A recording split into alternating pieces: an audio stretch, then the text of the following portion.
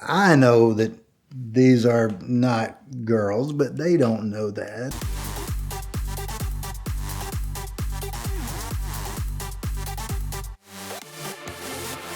So I'm in college at the University of Georgia, and I have a friend who goes to UGA, but he lives in Orlando, Florida. And several of us had gone down there for spring break. We only had a few days, but we went down just to hang out and do whatever. And none of us were particularly cool or connected, so we didn't have anything real to do, but we were just at his parents' house in Orlando, okay. Well, I did not have a car, but I was often the designated driver. I didn't really have anything against drinking, but I didn't have a car. And being a car guy who had sold his truck to be in college, I just seized every opportunity I could to drive anything. We're probably 21 at this point, probably legal drinking age. And we've been sitting around. They've been doing a little drinking. I've not. We're all going to get out in the car and go drive around. Well, earlier in the day, we had been out listening to some music. He had Kevin had a pretty kind of cool, thumping stereo system out there. We'd been out in the driveway much of the afternoon, trying different music out, listening to it, whatnot, and had pretty much killed the battery of this car. So we go to get in the car later, and it won't crank, and we have to jump it off of Sean's mom's car. We get into Kevin's car. Kevin's in the passenger seat. David's behind me. Sean's back here. We're in this little four-door Honda Civic.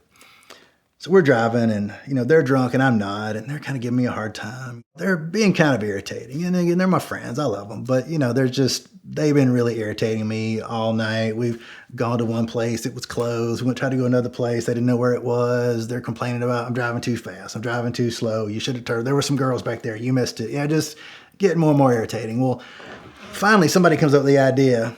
They said, let's go to OBT. Now, OBT is Orange Blossom Trail. If you're familiar with Highway 441 in Georgia, it eventually makes its way to Orlando and is a big road called OBT, Orange Blossom Trail. And that is where most of the prostitutes in Orlando hang out. Orlando's a big convention town, and apparently that's a thriving business there. Now, my friends did not want to solicit anyone. They just wanted to meet a prostitute, like it was some sort of career day or something. They just wanted to meet a prostitute. They never met one. And, I was not any sort of a savvy type of guy, but, I had met people and maybe traveled more and done a few things, and I was a little more aware of how the world worked than these three guys were, perhaps. So I'm like, sure, great, let's go to OBT. So we go down Orange Blossom Trail, and we're driving, and we passed a girl or two. Oh, stop for that girl. Oh, stop for that. And I would see them at the last minute. There might be, hard to turn around, U-turn. I'm not pulling over quickly enough, and they're just ribbing me and giving me the hardest time. And I'm like, you guys, So finally, they're like, we want to talk to some girls, and if you can't do it, then you're just a loser. I'm like, okay, you want to talk to some prostitutes? Fine. Just prior to them saying that, I had noticed there was a gas station off to the side, and there were a group of prostitutes kind of coming out from behind. There's a big group, like 10 or 12, coming out from behind this gas station. These were not your normal prostitutes. Now, back in Athens, I had a neighbor, Chris, who went by Chris Stahl at one of the clubs in Athens. He was a drag queen. He was a really cool guy. I invited him to a few of my parties. He actually did this thing once at a party. He came to the party as Chris, left, came back as Chris Stahl to see if anybody would notice. So I'd met a few of his friends. I'm no experts on transvestites, but I was a little better at spotting them perhaps than these guys. If you've got a, slender jawbone and hips and nice calves, you're a girl.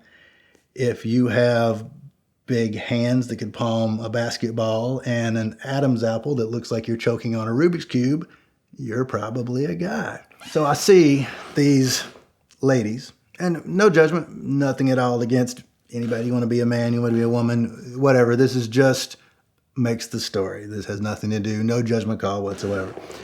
So these ladies are coming back from behind this gas station, and they're kind of tugging their skirts down and, propping up their outfits and whatnot. And, we pull in, and I kind of shut the car off, leave the headlights on, but, shut the car, one click back. And they all kind of run up to the car, and they're very excited and nice people, like Wanda on In Living Color, just very loud, very giggly.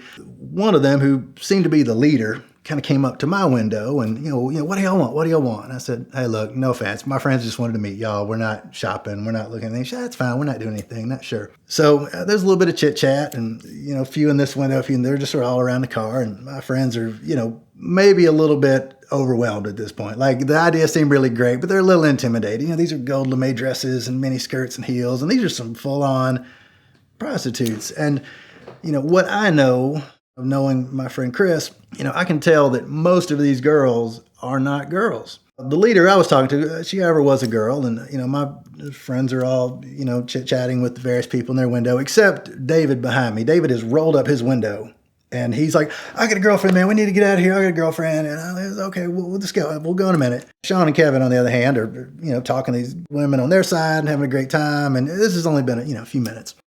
So I'm talking to the leader, and I kind of lean in. I said, "Can you tell me something?" I said, "I mean, no offense, but how many of you girls are actually girls?" She kind of stood back for a second to count. She kind of did this. There are like 12 of them. She said, 4. You want to guess which ones? I said, okay. So you, that one in the gold, that one in the red, and this one right here. She goes, well, you got 3 of them, right? Terry, he thinks you're a fish. Some sort of slang, I guess. I had obviously thought that one of the women was in fact a man, and one of the men had obviously passed for one of the women. So the leader and I kind of have this little laugh about my 3 out of 4 guess as to which one were men and which ones were women. And I, look over and, David behind me is still, in a panic. One of the girls behind him is actually looking at, is actually looking at him. He was a really slender, petite guy, and she's saying, "Oh, I like that little one. I'm just going to eat him up." And she's actually like licking making like big on the glass of the car, the window. And he's like, "Drive, man, drive, get out of here." He's like locking the door, That's the time I look over, and Kevin is looking over at me with this, very satisfied, proud look at himself. And he's nothing inappropriate, but getting sort of groped by one of these women, just sort of, she's just kind of patting a little bit. He's like, "Hey, I'm not even paying for this." I look back about that time, and one of the larger built women has actually pulled her tube top down, and Sean is actually squeezing her breasts. Again, very proud of himself not having to pay for this.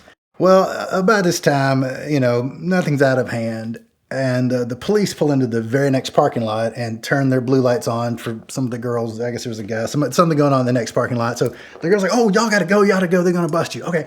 I go to crank the car. The car's dead. We've sat there too long with the key on. And I'm like, they're starting to scatter. I'm like, whoa. Can you give us a push? They're like, "Okay, girls, go push." So like this group of fairly large transvestite prostitutes all just give this Honda Civic this mighty shove into this flat parking lot. And I put in second, pop the clutch, it cranks right up, and we proceed on to OVT and get away thanks to this mighty shove by all these wonderful transvestite prostitutes. I know that these are not girls, but they don't know that. And again, it's just because it's funny. It's completely fine. No judgment whatsoever of them. But I think it's very funny because these guys are, they're guys. They play sports, and, they would never, ever be, want their sexuality challenged, I guess. So this is sort of like my passive aggressiveness, or all the ribbing I've been taking all night. Now you're groping another man's breast because you think he's a girl. That's what you get for messing with me when I'm trying to drive. We are living in some strange economic times, and Premier is here to help you use those circumstances to buy your dream car.